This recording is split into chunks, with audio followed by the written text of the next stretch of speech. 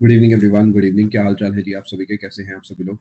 Good evening दोस्तों, good evening. सभी का स्वागत है। मैं उम्मीद कर रहा हूँ आप एकदम बढ़िया है और सेशन लगाने के लिए तैयार हैं। देखिए, अब समय आ चुका है। अगर आपका सीजीएल का एग्जाम है जो कि 14 तारीख से स्टार्ट है, तो आपके पास जितने भी दिन बचे हैं उनका एक सटीक प्लान आपके पास होना चाहिए।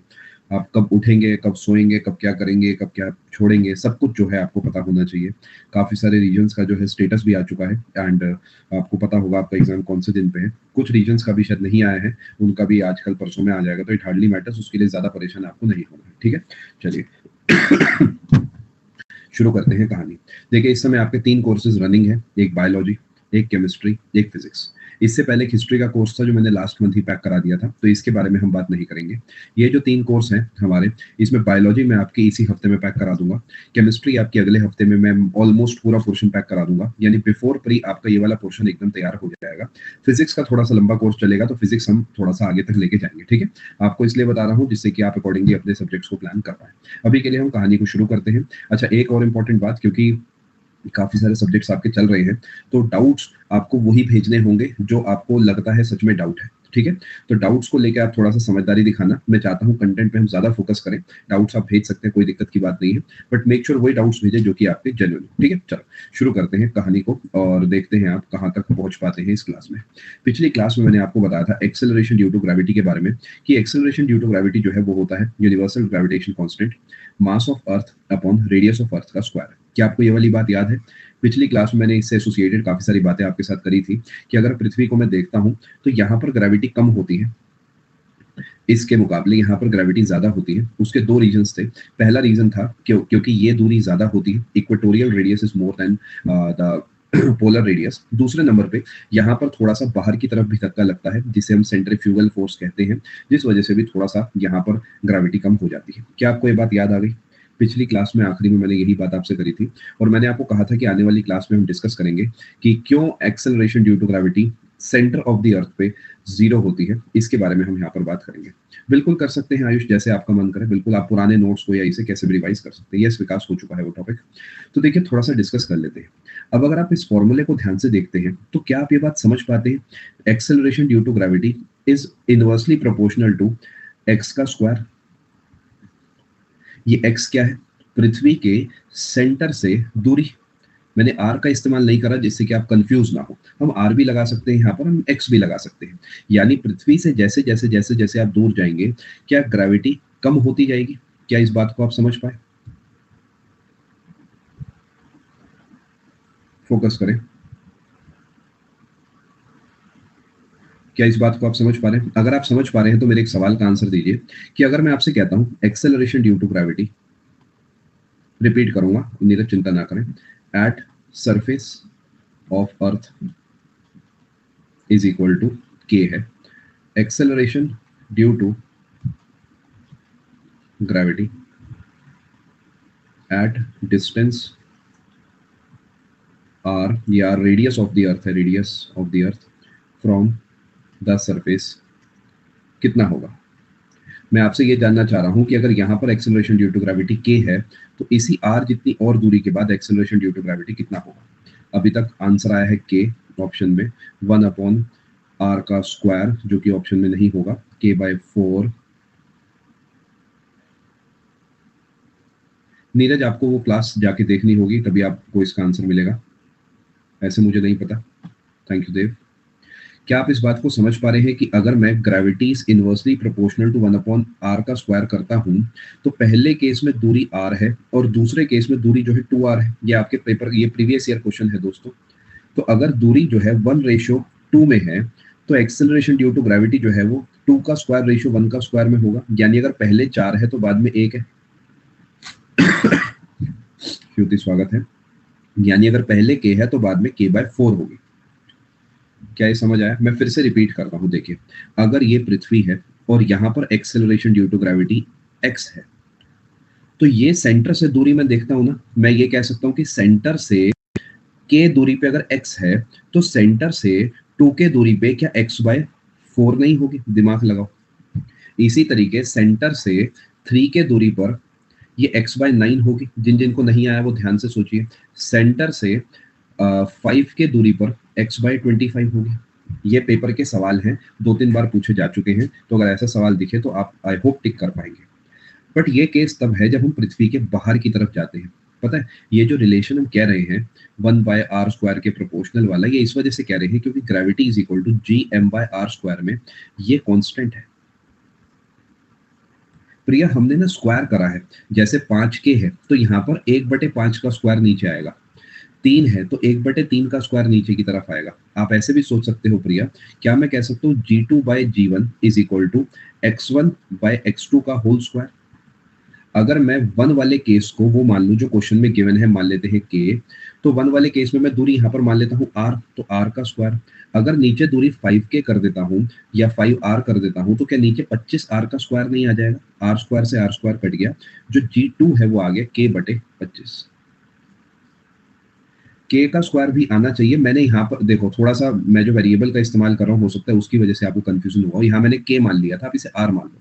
अब ठीक है, मैंने एक जगह के दूसरा, एक जगह के दूसरा लिया था, हो सकता है उस वजह से कंफ्यूजन हुआ। ठीक है रितिका, आपको भी आ गया समझ? ठीक है नीरज, डाउट आप अपना भेज के जाइए। आपको ये बात समझ में आ गई?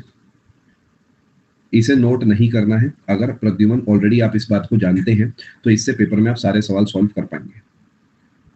क्या यहाँ तक की बात आपको समझ आई? ये पिछली क्लास का डेटा थोड़ा सा आपको रिवाइज कराया है मैंने। अब हम बात कर लेते हैं, अब हेडिंग आप डाल सकते हैं, acceleration due to gravity inside Earth. पृथ्वी के अंदर ऐसा क्या होता है कि एक्सेलरेशन ड्यू टू ग्रेविटी जो है वो जीरो हो जाती है, ना कि इन्फिनिटी। अगर हम इस रिलेशन को देखते हैं तो ये रिलेशन कहता है कि पृथ्वी के जितना अंदर की तरफ जाएंगे उतना ग्रेविटी बढ़ेगा। इसका मतलब तो ये हो गया कि सेंटर में जब r जीरो हो जाएगा तो ग्रेविटी इनफाइनाइट हो जाएगी।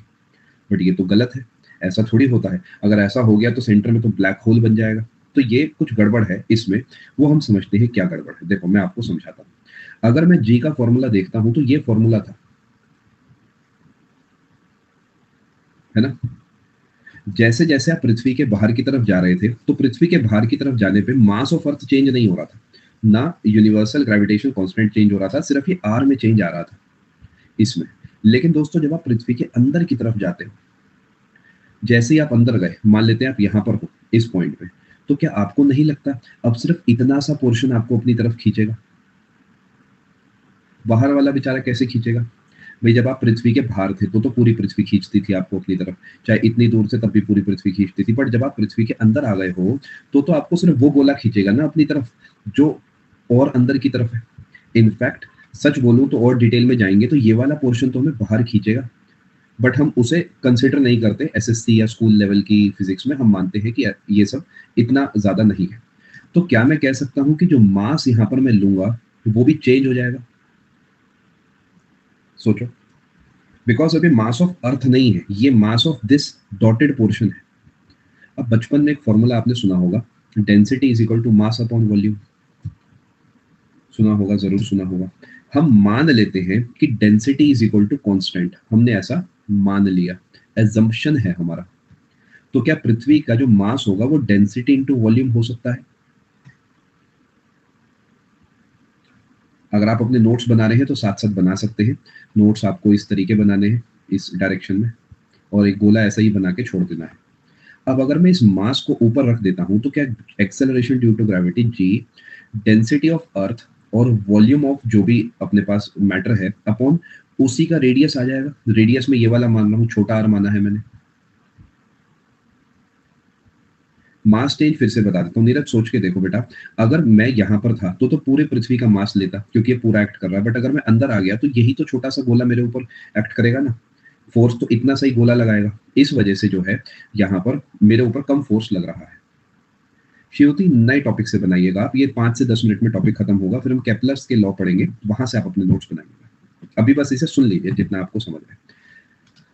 स्फेयर का वॉल्यूम बताओ जरा, मेरी मदद करो। क्या स्फेयर का वॉल्यूम जो होता है वो 4/3 पाई आर क्यूब होता है? देखो वैसे तो मैं जीके का टीचर हूँ, लेकिन इतनी मैथ्स मुझे आती है। वॉल्यूम जो है इस ब्लैक वाले सर्कल का है जो डॉटेड है अंकुश।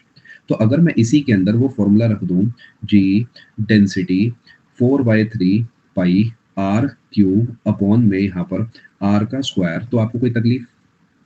कोई बात नहीं, ऑफिशियल अभी रिपीट कर दूंगा। तो क्या यहाँ पर आप कह सकते हो कि ये पोर्शन कांस्टेंट है, ये भी कांस्टेंट है, अभी मैंने अज्यूम करा है, ये तो होता ही कांस्टेंट है। तो क्या यहाँ पर R3 से R2 काट सकता हूँ, और ये पूरा जो है वो कांस्टेंट है। मैं रिपीट कर दूंगा, चिंता मत करो। तो क्या gravity is proportional to R हो गई दोस्तों, इनसाइड द अर्थ। अब आप इसे छापना चाहे छाप लीजिए, मैं एक बार आपको ओरली समझा दूंगा। आप जिन्हें समझ आ गया वो इसके नोट्स साथ साथ बना लो, और मैं एक बार इसे स्क्रीन पे जो लिखा है उससे समझा देता हूँ। देखो दोस्तों, जब हम पृथ्वी के बाहर जाते हैं तो ये वैल्यू चेंज होती है ना। जैसे मान लेते हैं मैं यहाँ पर हूँ, यहाँ पर, और ये दूरी जो भी है, मैंने मान लिया ये दूरी है, मान लेते हैं एम छोड़ो कोई और वेरिएबल ले लेते हैं, तो सी मान लिया। तो इस दूरी पे जब मैं यहाँ पर बैठा हूँ तो पूरे का पूरा जो अर्थ है ना वो मेरे को अपनी तरफ खींच रहा है। तो हम नीचे तो सी का स्क्वायर लेते थे, बट ऊपर मास ऑफ अर्थ ही लेते थे। बट जब हम पृथ्वी के अंदर आए हैं ना तो सिर्फ इतना गोला मुझे अपनी तरफ खींच रहा है, पूरा गोला नहीं खींच रहा। तो मैं पूरा मास ऑफ अर्थ नहीं ले सकता, मुझे सिर्फ मास ऑफ दिस स्फेयर लेना होगा। ये जो छोटा गोला है इसी का मास लेना होगा। मुझे पता है मास तक जाने के लिए मुझे डेंसिटी इंटू वॉल्यूम पे खेलना पड़ेगा। मास होता है डेंसिटी इंटू वॉल्यूम। डेंसिटी मैंने माना है कांस्टेंट होती है, ऐसी होती नहीं है, बट हम मान रहे हैं ऐसा कि कुछ होता है। अगर मैं इसी मास की जगह डेंसिटी इंटू वॉल्यूम रखूँ तो ये बना, वॉल्यूम की जगह फॉर्मूला रख दिया, तो मैंने पाया कि आर स्क्वायर से आर का क्यूब कट गया, ग्रेविटी प्रोपोर्शनल हो गई आर के।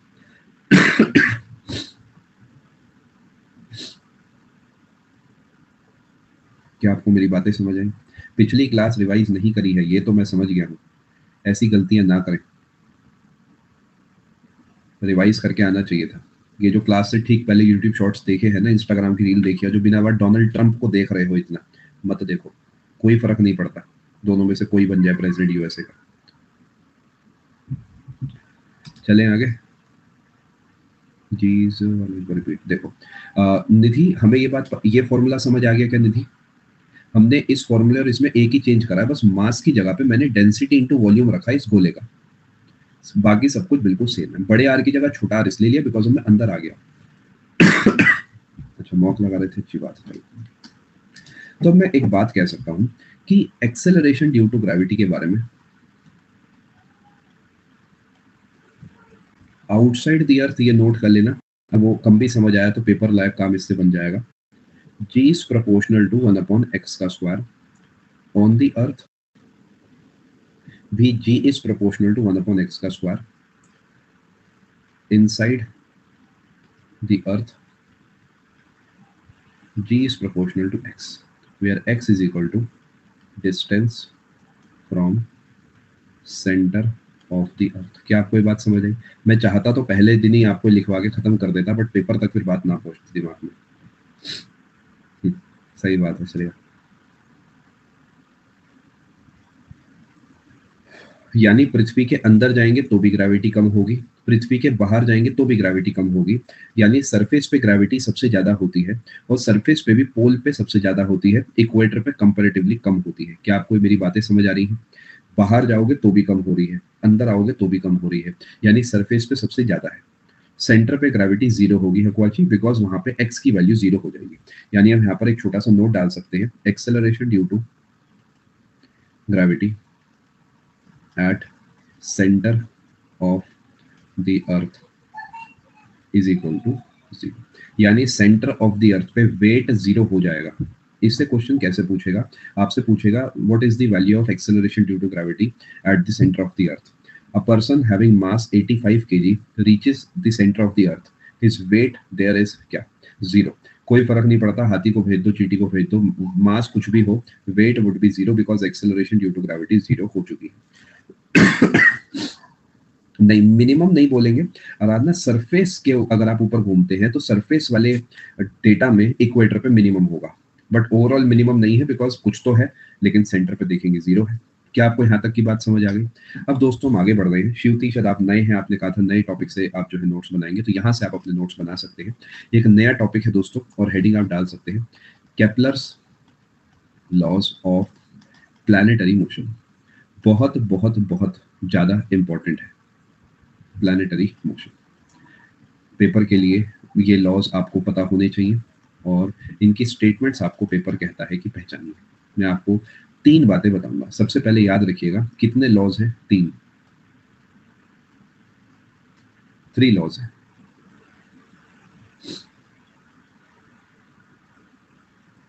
हाँ, प्रद्युमन इसका आंसर छुपा है टर्मिनल वेलोसिटी में, जो हम विस्कोसिटी वाले चैप्टर में समझेंगे।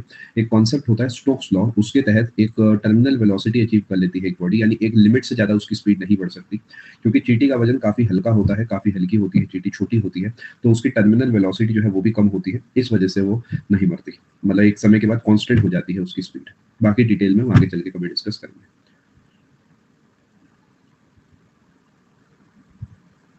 अरे वाह, बहुत बढ़िया देव।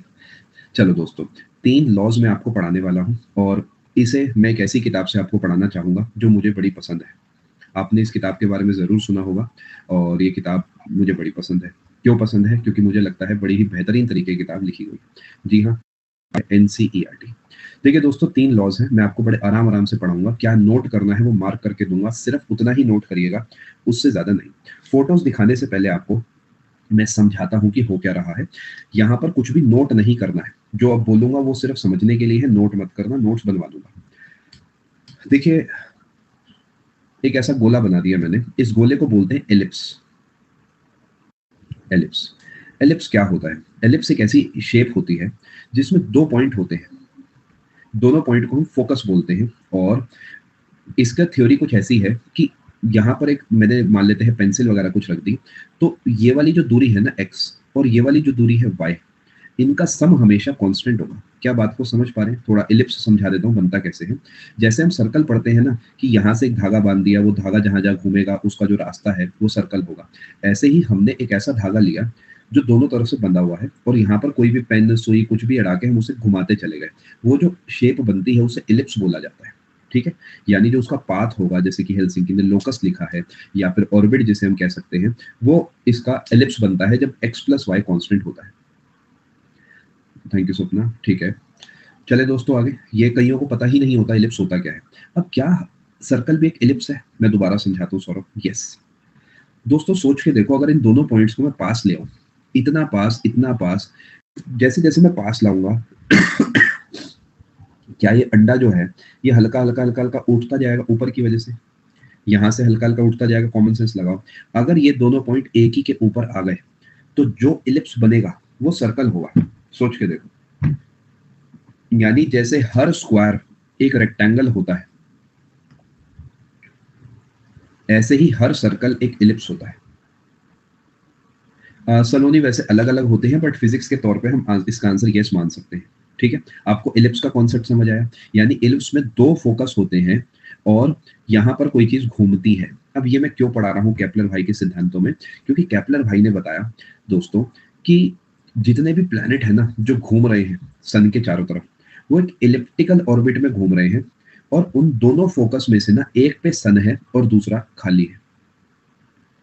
इन्होंने कहा कि हर एक प्लैनेट सन के चारों तरफ घूम रहा है, इस तरीके कि वो 2 फोकस में से एक तो खाली है और दूसरे पे सन बैठा हुआ है। क्या आपको पहली बात समझ आई दोस्तों? अब मैंने कहा ठीक है भाई, और कुछ बताओ। इन्होंने कहा एक और बात आपके लिए। इन्होंने कहा जो एरियल स्पीड है ना वो बराबर होगी। मैंने कहा ये फालतू बातें मत करो, सिंपल भाषा में समझाओ। मैं एसएससी की तैयारी कर रहा हूँ, मैं कोई आईआईटी की तैयारी नहीं कर रहा। तो कह रहे देखो मसला क्या है, कि जब ये सन के पास होगा ना, तो जल्दी जल्दी आगे भागेगा। जब ये सन से दूर होगा तो धीरे धीरे आगे भागेगा। मैंने कहा देखो भाई, ये तो कुछ ज्यादा ही देसी हो गया, थोड़ा सा एग्जाम ओरिएंटेड बताओ। इन्होंने कहा कि अगर आप कोई सा भी टाइम मान लो, फॉर एग्जाम्पल 2.6 डेज, तो हर 2.6 डेज में ये इतना तेजी से चलेगा कि ये जो एरिया है ना ये कांस्टेंट होगा। यानी अगर मैं मान लेते हैं, देखता हूँ 3 दिन में क्या हुआ, तो 3 दिन में अगर ये इतना चला और इसका एरिया निकल के आ गया मान लो के, तो जब कोई सा और 3 दिन पकड़ोगे ना, उसका भी एरिया के ही आएगा। कोई से और 3 दिन पकड़ोगे, उसका एरिया भी के ही आएगा। ये वाले 3 दिन पकड़ोगे, इसका भी के ही आएगा। ये वाले 3 दिन पकड़ोगे, इसका भी के ही आएगा। यानी area will be same. Velocity same नहीं है, स्पीड सेम नहीं है, एरिया सेम है। अब आप कहोगे यार ये तो पढ़ा लिखा है कोई प्लेनेट, इस पे इतना दिमाग कैसे आया? क्योंकि ये अपना दिमाग नहीं लगा रहा। एक कॉन्सेप्ट होता है एंगुलर मोमेंटम के कंजर्वेशन का, यहाँ पर वो लगता है, बट वो फिजिक्स नहीं पूछता। तो ये बस एक लाइन लिखवाऊंगा नोट्स में और आगे बढ़ जाऊंगा। वो क्या होता है आर क्रॉस एम वी वगैरह, वो अपने लिए इंपॉर्टेंट नहीं है, हम बस उसे पढ़ेंगे और आगे बढ़ जाएंगे। क्या आपको मेरी दोनों बातें समझ आई? पहले नंबर पे कि एलिप्स में घूमता है, दूसरे नंबर पे ये इस स्पीड से चलता है कि एरिया कवर्ड बराबर होगा किसी भी टाइम पे। तीसरी बात, ये पहला एलिप्स है, अब ये पहला प्लैनेट घूम रहा है इसी सन के चारों तरफ, ये दूसरा प्लैनेट घूम रहा है। ये कोई तीसरा प्लैनेट है। आपको पता है ना, जैसे जैसे हम सन से दूर जाते हैं वैसे वैसे जो रेवोल्यूशन का टाइम है वो बढ़ जाता है। जैसे पृथ्वी 365 दिन में एक चक्कर मारती है, तो यूरेनस ना जाने कितने सालों में एक चक्कर मारता होगा, है ना? ऐसे ही मरकरी जल्दी से चक्कर मार देती है। ऐसा क्यों होता है, ये भी केपलर भाई मरने से पहले बता गए हैं। ये कह रहे हैं कि जो टाइम पीरियड है ना, जो टाइम लगेगा,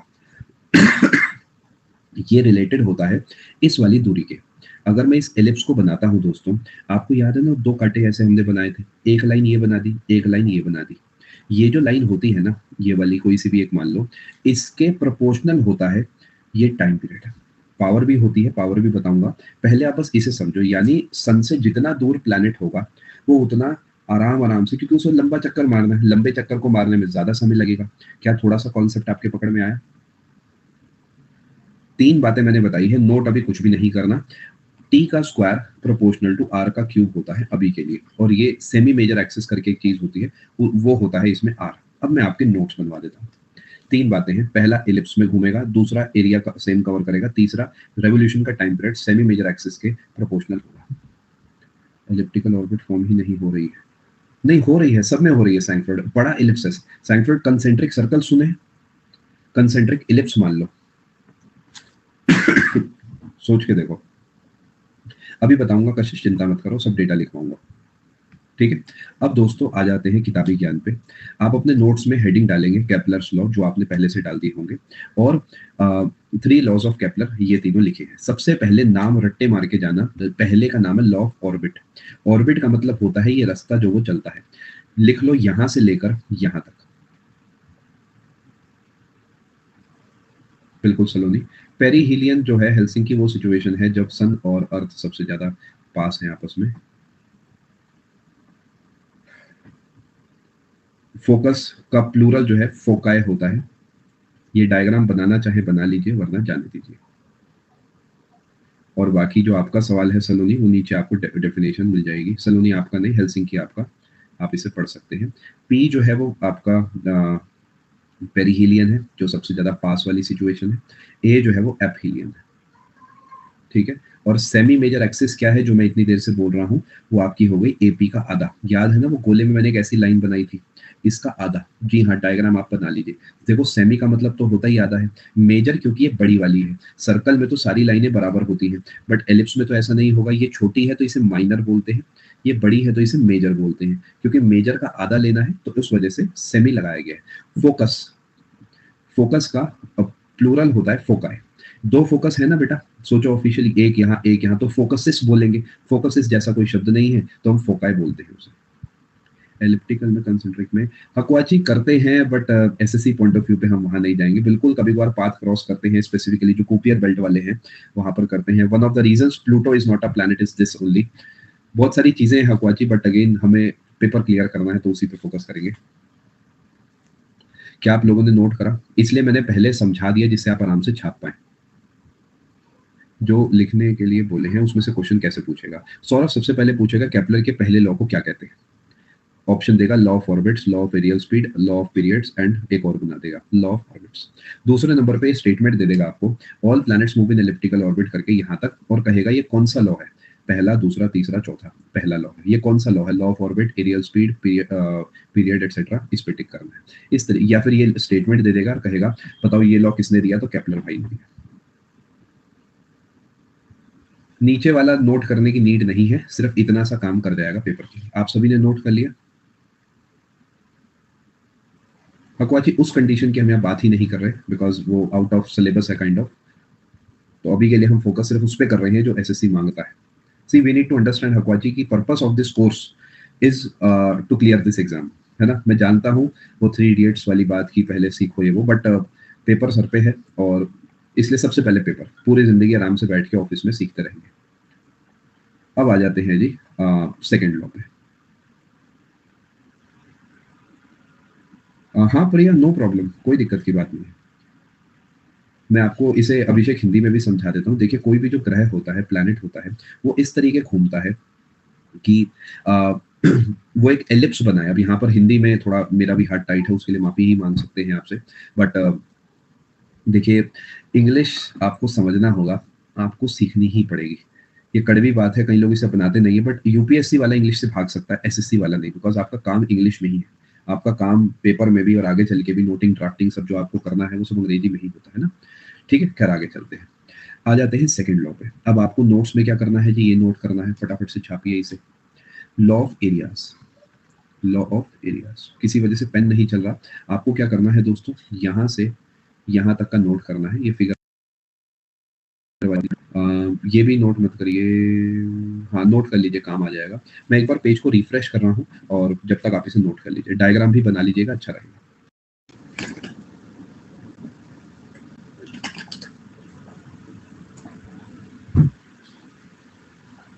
रोहित, सजेशन है कर लो बेटा, क्योंकि एंड मोमेंट पे जो है नोट्स से अच्छा रहता रिवाइज करना।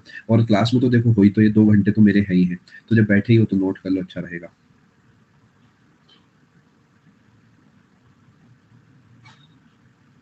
शायद ये 9th के आसपास कुछ होगी, ऐसे याद नहीं है मैंने, क्योंकि अपनी एनसीईआरटी चैप्टर वाइज रखी है रादर देन क्लास वाइज, तो ऐसे ध्यान नहीं है मुझे। मतलब मैंने उसे तोड़ तोड़ के चैप्टर्स बना रखे हैं। बाकी 10th से पहले वाली में जरूर होगा, 10th के बाद वाली में भी होगा। ठीक है जी, जो दिव्यांश आपने लिखा है यही है सेकंड लॉ दिव्यांश, आप रीड करके देखो इसे, जो आप कह रहे हो शायद वो यही वाला पॉइंट है। रीड करो, शायद आपका जो सवाल है वो इससे क्लियर हो जाएगा।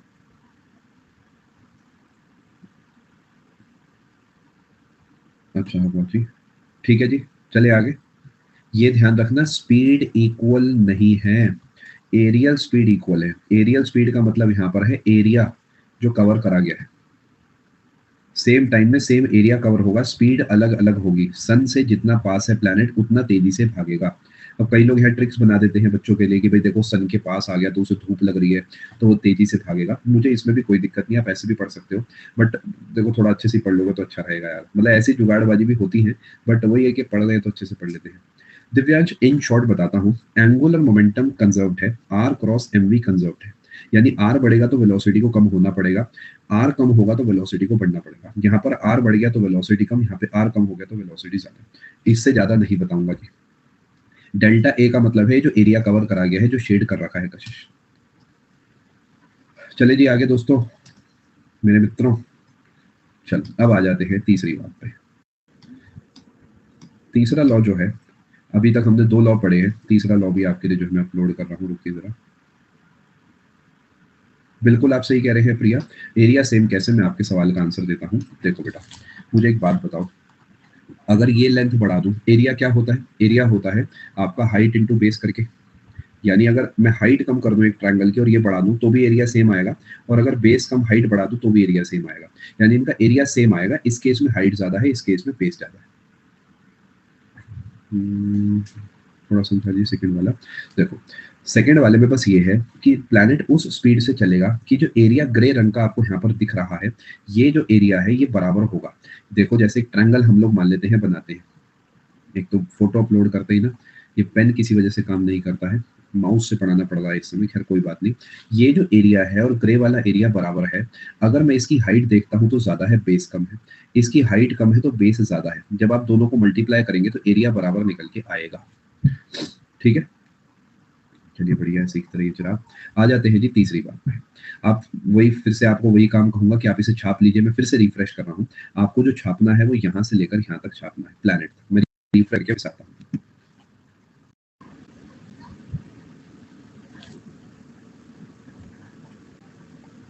कोई नहीं समीर, कोई नहीं, जब जागो तब सवेरा।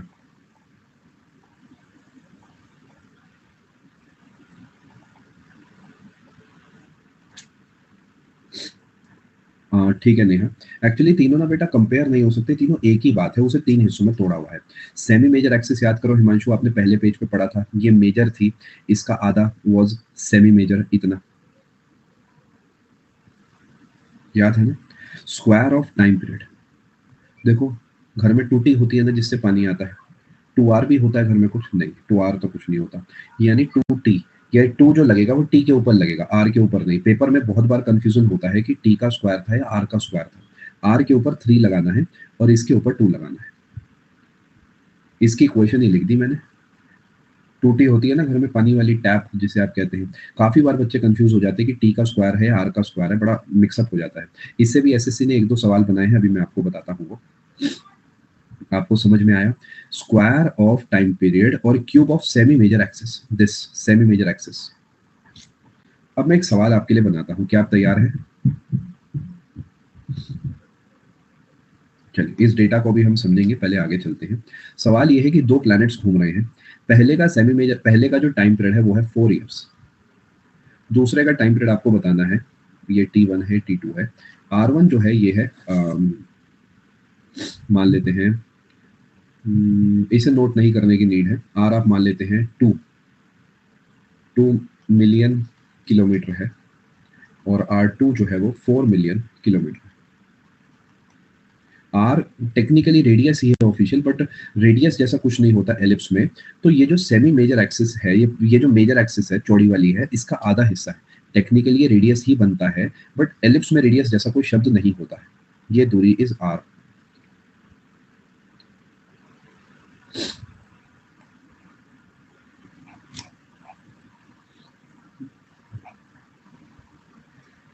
कैसे सॉल्व करेंगे? T1 अपॉन T2 का square is equal to R1 upon R2 का क्यूब। मुझे बस इतना ही आता है। Why we say major and semi major? See Shreya, we have two axes, minor because it is smaller and major because it is longer. This is major, this is minor.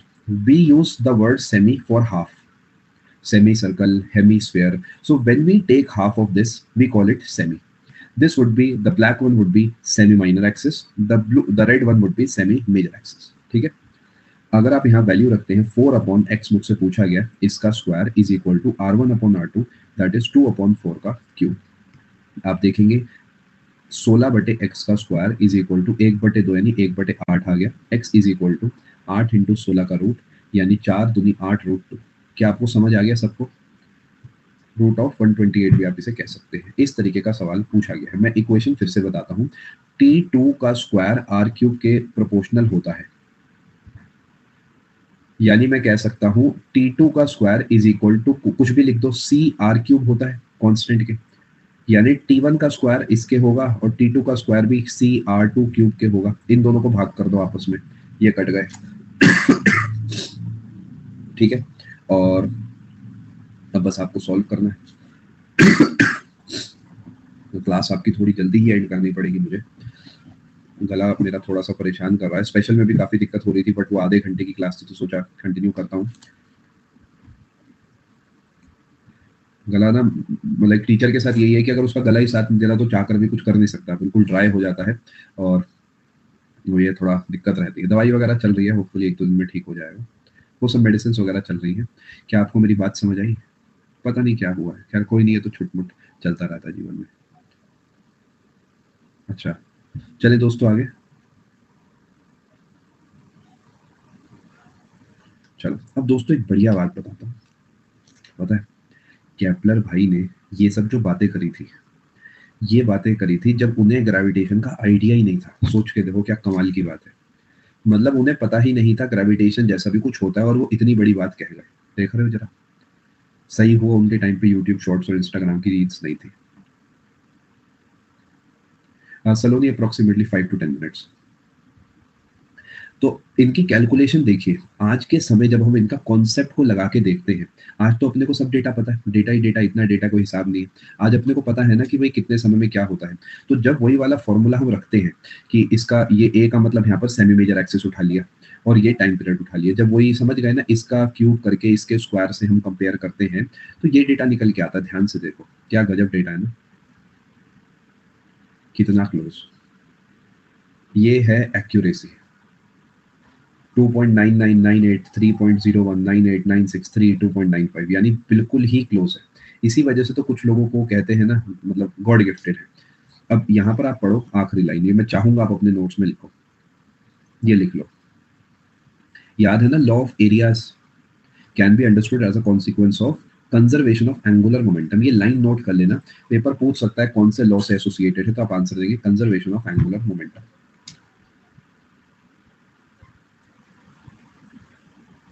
करा दिया आपने note? कहाँ से कहाँ तक note करें, आप बस यहाँ से यहाँ तक नोट कर लीजिए। अच्छा, इस तरीके आप लोग कंफर्टेबल हो कि पहले मैंने आपको समझा दिया, फिर स्क्रीन पर डेटा आपको दिखा दिया। 15 का मतलब है तमन्ना सेमी मेजर एक्सिस वाली दूरी, ये वाली। ईयर तो अपना एक ही होता है, हम अपने को 1 साल मानते हैं। चलिए ठीक है, अच्छी बात है। यहाँ तक आपने नोट करा। चलिए दोस्तों, यहाँ पर एक क्लास कंक्लूड करता हूँ। माफी चाहूंगा, थोड़ा सा जल्दी आपको फ्री कर रहा हूँ, थोड़ा सा गला खराब है। देखिए होता क्या है ना, एमसीक्यू क्लास में फिर भी कम बोलने से काम बन जाता है, बट थ्योरी वाली क्लास में तो कंटिन्यूअसली बोलना ही पड़ता है। तो अभी नहीं तो 15-20 मिनट ज्यादा सीवियर हो जाएगा, तब रोकूंगा। उससे बेटर है कि मैं अभी आपको फ्री कर दूँ। आप प्लीज पढ़ाई करिएगा। अगली क्लास आपकी आप देख सकते हैं, शेड्यूल में आपको दिख जाएंगे, ऑलमोस्ट डेली ही सारी क्लासेस हैं। मैं कुछ डाउट्स भी लेने की कोशिश कर लेता हूँ और उसके बाद आपको फ्री कर दूंगा। आप आराम से नोट करो। ये डेटा आई डोंट थिंक आपको इंपॉर्टेंट है। बाकी देखिए, एसएससी पूछ तो कुछ भी सकता है, बट लेट्स बी प्रैक्टिकल। क्या हमारे बस की है इतना याद करना? मुझे नहीं लगता। कर पाए तो कर लीजिए, but I don't think it is relevant. तो बहुत मुश्किल है। चलिए, ख्याल रखें आप सभी लोग अपना। मिलते हैं आप सबसे आने वाली क्लास में। Thank you so much Nidhi and everyone. ख्याल रखें एंड फटाफट से बताइए, डॉक्टर डे कब होता है जी? आज स्पेशल क्लास का पहला सवाल था।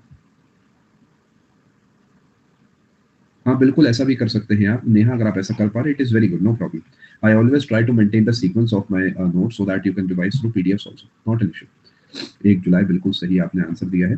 चलिए दोस्तों, जो जाना चाहे जा सकता है। मैं कुछ डाउट्स देख लेता हूँ और मिलते हैं आप सभी से आने वाली क्लास में। बहुत बहुत धन्यवाद। Thank you, good night. बहुत शुक्रिया श्रेया आपका। बस ऐसे ही आप मेहनत करते रहिए। देखिए, आप लोग अपने सिलेक्शन के काफी करीब है। और ये बात मत भूलिए कि प्रीलिम्स, दैट इज जो टियर 1 है, अब मैं इसे प्रीलिम्स ही कहता हूँ बिकॉज क्वालिफाइंग है। कोई बात नहीं, हिंदी वाला मैंने ओपन करने से पहले पढ़ लिया था। आपने गुरु पूर्णिमा लिखा था हिंदी में, उसके बाद ही मैंने इसे ओपन करा है। This is just qualifying. यानी अगर आधा नंबर भी ऊपर आ गया तो मुझे लाइफलाइन मिल गई 2 से 3 महीने की। तो अगर आप अभी बाउंड्री पे भी हो ना, तो हिम्मत मत हारो। ये 10 दिन ना पूरी जान लगा दो। 100 के आसपास वाले हजारों बच्चे टीयर 2 देंगे और 140 के आसपास वाले कई सारे बच्चे टीयर 2 नहीं देंगे। रीजन बिंग, 140 वाला चिल कर रहा है कि अरे हो ही जाएगा, और 100 वाला इसमें डटा पड़ा है वो तैयार करने में, जहां से ज्यादा सवाल पूछे जाते हैं। तो कोशिश करिए कि इसे क्वालिफाई कर ही लीजिएगा हर हाल में। ठीक है क्रेजी, मैं अकॉर्डिंगली प्लान कर लूंगा।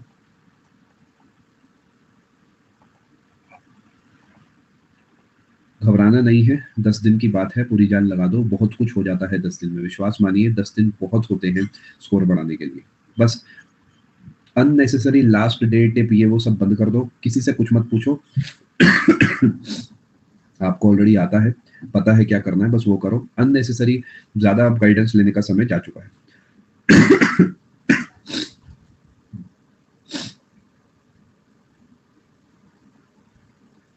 ऑफिशियल गलत तो नहीं है, बट इससे कम फायदा होगा।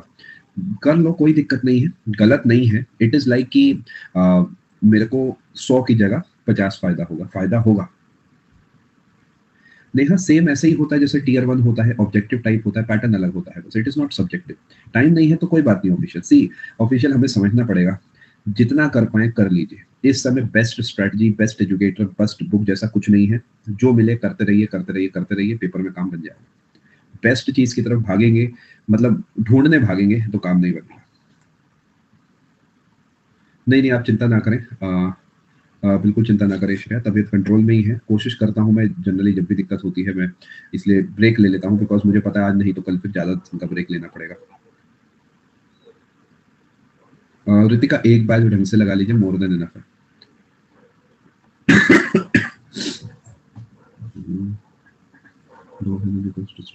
टाइम 2 मीटर है ना, बिल्कुल सही।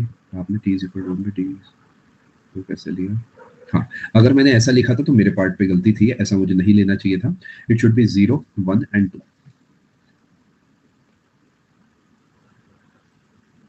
ठीक है, अब आपको समझ आया सपना? देखिए, जिसका भी एडमिट कार्ड नहीं दिख रहा है, आप बस अपनी वेबसाइट पे जाइए। अगर वहाँ नहीं है तो नहीं है, चिंता मत करिए, पढ़ाई पे ध्यान दीजिए। अभी 10 दिन है, बहुत समय है। अपना 10 मिनट भी खराब मत करो उस चीज में। अगर आएगा तो पूरी दुनिया को उसी उसी वेबसाइट से मिलेगा, है ना? तो अगर नहीं दिख रहा तो नहीं आया है, नथिंग टू वरी, अभी है 10 दिन।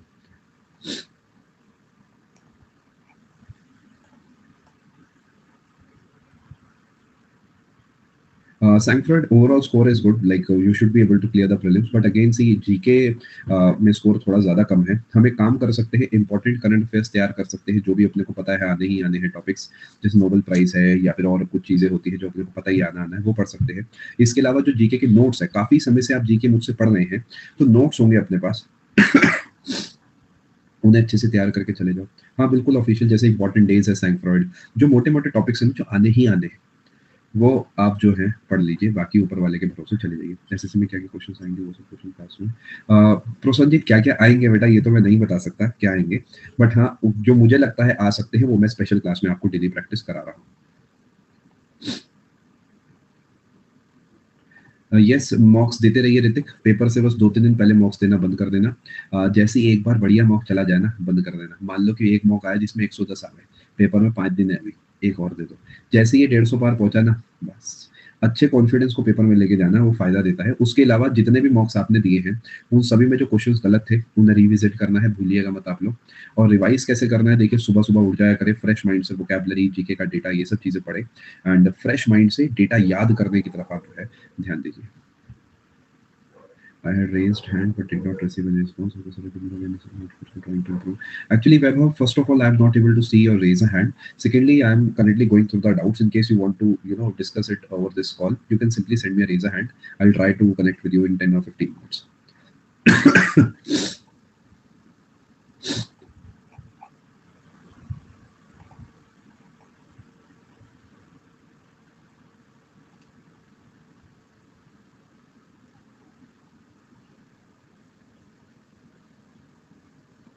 शुभम जितने कर पाए उतने लगा लीजिए, ज्यादा चिंता नहीं करना.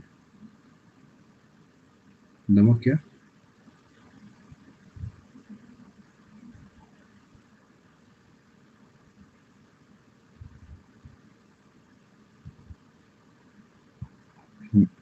अच्छा अच्छा, मैंने कहा मेरे से कोई चुटकुला मिस हो गया क्या?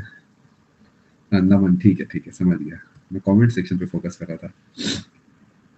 बहुत बहुत शुक्रिया आपको भी. थैंक यू सो मच सैंकफर्ड, मेहनत करते रहिए. अच्छा जी, एक बात मैं बड़ी कड़वी आपको कह देता हूँ, मेरे को ना अपनी तारीफ से ज्यादा जरूरी है आपका सिलेक्शन. तो मेरे को दुश्मन मान लेना या दोस्त मान लेना, बड़ा भाई मान लेना या टीचर मान लेना, जो मानना हो मान लेना, बट सिलेक्शन ले लेना. क्योंकि मेरे को ना चिकनी चुपड़ी बातें से ज्यादा चाहिए सिलेक्शन. अच्छा सैंकफर्ड आपको नहीं कह रहा, मैटर ऑफ चांस है कि आपका डाउट खुला हुआ है. It is just a discussion with all of you. See ultimate goal मेरा आपकी लाइफ में क्या है आप बताइए, मैं क्यों एग्जिस्ट करता हूँ आपकी लाइफ में? सिर्फ एक पर्पस है, सिलेक्शन. तो उसके लिए मैं कोई कसर नहीं छोड़ रहा, जितना ह्यूमनली पॉसिबल है मैं एफर्ट लगा रहा हूँ, आप भी लगा रहे हैं, बट उसको हमें कन्वर्ट करना है सिलेक्शन में, है ना. तो मेहनत करते रहिए और गिव अप मत करिए लास्ट के 10 डेज में. अच्छा ढूंढने मत निकलिए बेस्ट स्ट्रेटजी, मैं पूछ लूँ किसी से, कुछ नहीं. पढ़ते रहो पढ़ते रहो पढ़ते रहो, काम बन जाएगा.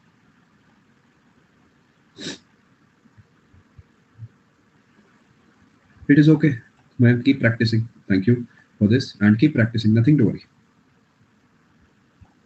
थोड़ी बहुत गलतियां तो इंसान करता ही है मैन, कोई बात नहीं.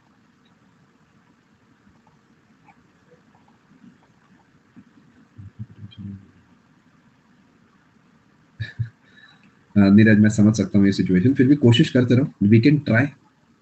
कोशिश तो हम कर ही सकते हैं ना, कोशिश करते रहिए बस आप, और दिमाग को थोड़ा समझाइए आप अपने.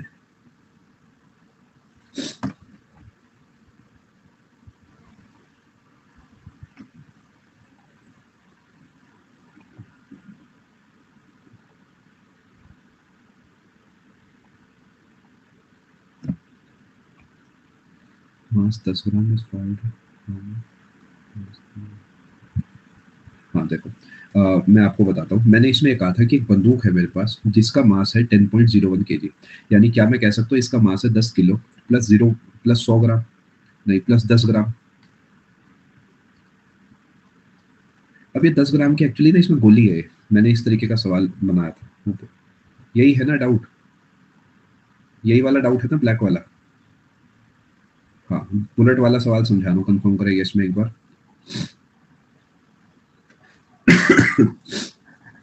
अगर गन ट्रैवल करती है 20 मीटर पर सेकंड नॉर्थ वेस्ट, तो बुलेट किधर जाएगी? सबसे पहली बात, अगर कोई चीज नॉर्थ वेस्ट में जा रही है तो दूसरी चीज को साउथ ईस्ट में जाना पड़ेगा। ये तो थोड़ा समझ पा रहे हो आप, क्योंकि नॉर्थ वेस्ट की चीज एक्चुअली दो तरफ जाती है, एक तो नॉर्थ में एक वेस्ट में। नॉर्थ को काउंटर करने के लिए साउथ, वेस्ट को काउंटर करने के लिए ईस्ट, तो बैलेंस करके बनेगा साउथ ईस्ट। अब आ जाते हैं जी, इसकी वेलोसिटी है 20 मीटर पर सेकंड, बुलेट की अपने को बतानी है। जब गोली निकल चुकी है तो बंदूक पीछे जा रही है, दोनों का मोमेंटम बराबर होगा, यानी 10 किलो, यानी 1 2 3 इतने ग्राम इंटू इतनी वेलोसिटी बराबर होगी किसके? गोली का वजन इंटू उसकी वेलोसिटी के। इससे ये कट गया। अब बस 20,000 की स्पीड से निकल जाएगी। आगे आपको समझ?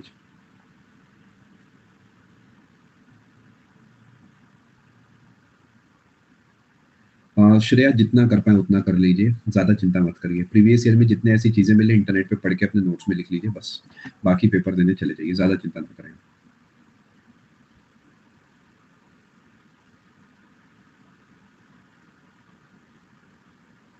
देखिए, मैं आपको वैभव बताता हूँ बेटा, आपका डाउट मैं ले रहा हूँ। एक साल सिलेबस को पूरा करना गलत बात है, ये मैं आप सबको कह देता हूँ। सिलेबस कंप्लीशन में आपके हिसाब से कितना समय लगता है? मैथ्स का सिलेबस क्या 200 घंटे में पूरा नहीं हो सकता विद प्रैक्टिस? क्या रीजनिंग का सिलेबस 50 घंटे में पूरा नहीं हो सकता? क्या इंग्लिश का सिलेबस 100 घंटे में पूरा नहीं हो सकता? क्या जीके का सिलेबस 200 घंटे में पूरा नहीं हो सकता? अगर आप इसका टोटल करते हैं 200 200 400 550 घंटे आता है। आप ऑन एन एवरेज जो है मान लेते हैं 6 घंटे पढ़ते हैं, तो क्या ये 100 दिन निकल के आता है? जो कि 3 मंथ्स 10 डेज होता है। बट लेट्स बी प्रैक्टिकल, हम सातों दिन नहीं पढ़ते। हमें आराम चाहिए, हमें बाजार का कोई काम होता है, कभी हमारी तबीयत खराब होती है। मल्टीप्लीकेशन फैक्टर 2 का लगा दो, इससे ज्यादा तो नहीं। यानी मैं हफ्ते में, महीने में 15 दिन पढ़ूंगा तो भी 6 महीने। गलत तो नहीं कह रहा मैं? अरे भाई, 200 घंटे में तो मैथ्स निपटा दोगे, रीजनिंग 50 से ऊपर तो नहीं बनती। तो टारगेट बेटा रखिए 6 महीने का। 6 में नहीं होगा तो 8 में हो जाएगा, वो एक अलग बात है। बट पहले से ही 1 साल सोच के बैठोगे तो कैसे काम बनेगा? है ना? 6 महीने शुड बी दी मैक्स, जिसमें आपको अपना सब पूरा करना है। अकॉर्डिंगली प्लान करिए। एक बात आप लोग समझते नहीं, पता है अभी, जब आप वर्किंग हो जाओगे, मान लेते हैं आप पीए ऐसे में लग गए, दिन के कितने घंटे चले गए? 11 घंटे तो चली गए ना? अरे भाई, 9:30 से 6 तो वैसे गए। फिर 1 घंटा आना जाना मान लो, 30 मिनट्स इधर मान लो, 30 मिनट्स इधर मान लो। कुछ नहीं तो 8:30 बजे, 8 बजे के बाद तो अपना तैयार हो गए, नाश्ता वाश्ता करोगे, यहाँ से लेके 7 बजे तक का समय गया। 11 घंटे तो दोगे ना नौकरी के लिए। 11 की जगह 6 7 8 घंटे तो दो अपनी पढ़ाई को। जब अभी बिना नौकरी के हम दिक्कत में आ रहे हैं, तो नौकरी के साथ कितना एफर्ट लगेगा सोचो, है ना? तो थोड़ा विचार करें इस बारे में। आप अपने आप की अपनी पढ़ाई को इतना समय तो दिया करें जितना आप अपनी नौकरी को देंगे।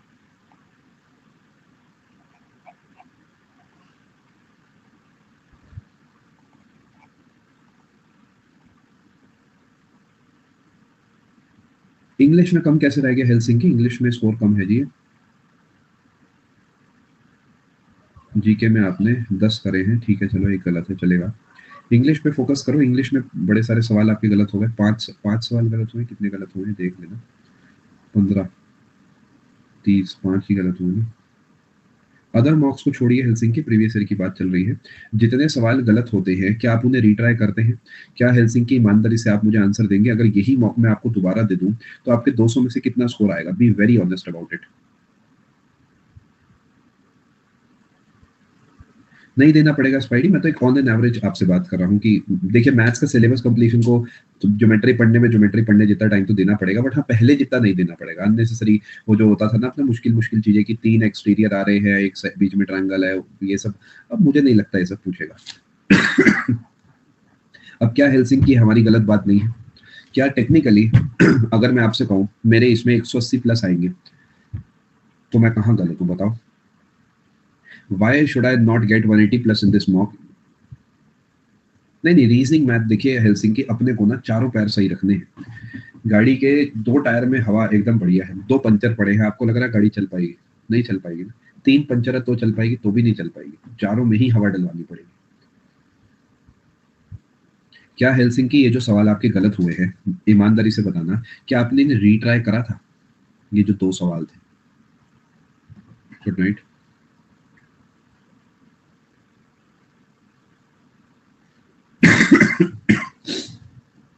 क्या ये 2 सवाल आपने लगाए थे दोबारा हेल्सिंकी, या सुनो? क्या ये वाले आपने अपने जो 4 सवाल है दोबारा लगाए थे, जो 2 गलत 2 स्किप है?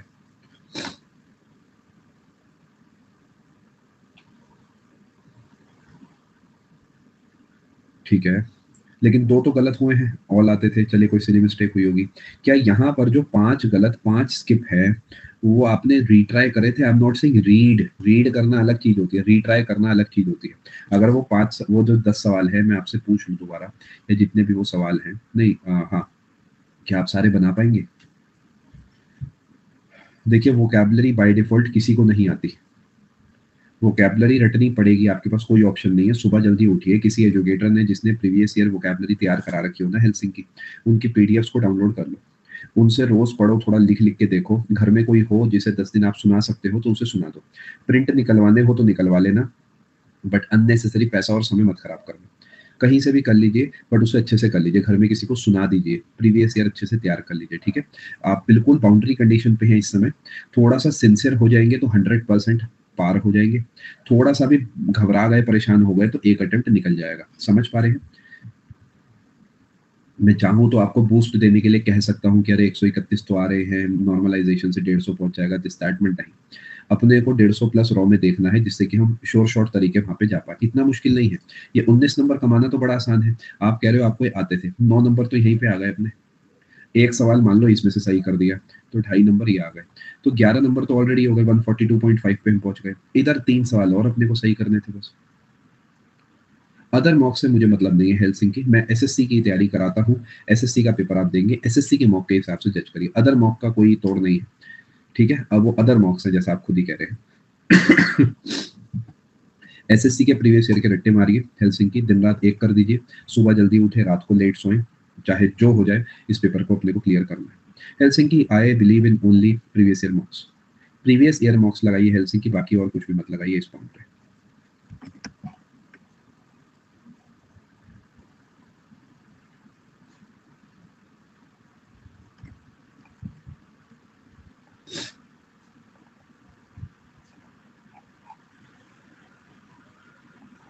तरुण कुछ समय रुक के आएगा बेटा। अभी के लिए आप 24 की तैयारी कर रहे हो, तो या तो बाकी कोर्सेज़ को आप जल्दी-जल्दी पूरा कर लो जो आपके लिए अवेलेबल है। अगर आपको पॉलिटी जल्दी करनी है तो आप रिकॉर्डेड वाला लगा लो, उसमें भी कोई दिक्कत नहीं है। बाकी आप 24 की तैयारी कर रहे हो तो चाहो तो थोड़ा-सा वेट कर लो। मतलब आइदर वे तरुण, दोनों में कोई दिक्कत नहीं है। पुराना कोर्स भी बेहतरीन है, नया लाऊँगा वो भी बढ़िया होगा। आप अपने हिसाब से जो आपको बेस्ट लगे वो आप कर सकते हैं। अर्थ सन के अराउंड रिवॉल्व करता है, तो इसमें सन का ग्रेविटेशन फोर्स भी लगता है, सेंट्रीफ्यूगल लगता है, तो दोनों फोर्स सेम होती है क्या? देखो, अर्थ घूम रही है सन के चारों तरफ, अर्थ खींच रही है सन को, या सन खींच रहा है अर्थ को, ये सेंट्रीपेटल फोर्स है। लेकिन क्योंकि ये घूम रही है तो बाहर की तरफ भी एक धक्का लग रहा है, mv स्क्वायर अपॉन r हमने पढ़ा था। ये दोनों फोर्सेस अलग अलग है, लेकिन ये एक दूसरे को बैलेंस करती है, बैलेंस। मैग्नीट्यूड सेम होगा, जी हाँ नीरज। अगर मैग्नीट्यूड ग्रेविटेशन का ज्यादा होता तो ये स्पाइरल करके अंदर गिर जाता। अगर मैग्नीट्यूड बाहर वाले का ज्यादा होता तो ये बाहर निकल लेता। मैग्नीट्यूड यस, दोनों का सेम। यहाँ पर दोस्तों क्लास को कंक्लूड करते हैं। आप सभी का आने के लिए बहुत बहुत धन्यवाद। Thank you so much. God bless, take care, good bye, thank you.